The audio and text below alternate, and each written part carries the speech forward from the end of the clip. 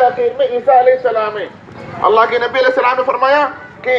قیامت آنے میں اگر ایک دن بھی باقی ہو تو میری نسل میں سے ایک شخص آ کر رہے گا جو ہدایت یافتہ اور مہدی ہوگا اور پوری دنیا کو اس طرح انصاف اور عدل سے بھر دے گا جیسے کہ اس سے پہلے ظلم اور جور سے بھری ہوئی تھی۔ تو یہ لوگ آنے والے تو ہیں لیکن ان کی شخصیات،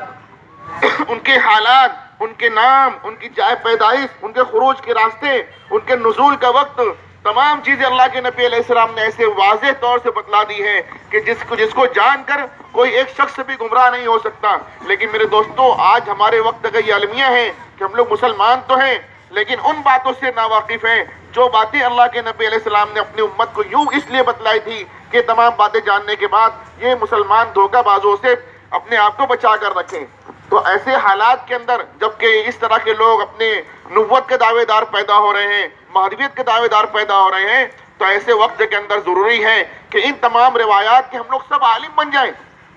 ان تمام روایات کو ہم لوگ اپنے علماء سے پوچھ کر جان لیں اور اس کے مطابق اپنے علم کو بڑھائیں، اپنے عقیدے کو محفوظ رکھیں اور میرے دوستوں مرنے سے پہلے مرنے کی تیاری کرتے رہیں۔ اسی مشن کے چلتے ہمارے نوجوان پورے علاقے کے اندر، مالیگاؤں کے اندر جگہ جگہ مسجدوں میں اپنے کام دھندے کو چھوڑ کر، اپنی مصروفیات کو چھوڑ کر اس عنوان پر مختلف جگہ پر روزانہ پروگرام کا انعقاد کر رہے ہیں کہ ہمارے نوجوان جو یہ گمراہ ہو رہے ہیں شکیلی بن کر، قادیانی بن کر، یہ ختم نبوت کے عقیدے کو جان لیں، سیکھ لیں اور قرب قیامت سے کی بابت جو روایات ہے اس کے یہ حافظ عالم بن جائیں تاکہ یہ محفوظ رکھیں۔ میرے دوستو، دجال جب آئے گا تو اس کے فتنے سے دنیا کے کم لوگ، گنے چنے لوگ بچ پائیں گے اور زیادہ تر تو اس کے پیروکار یہودی اور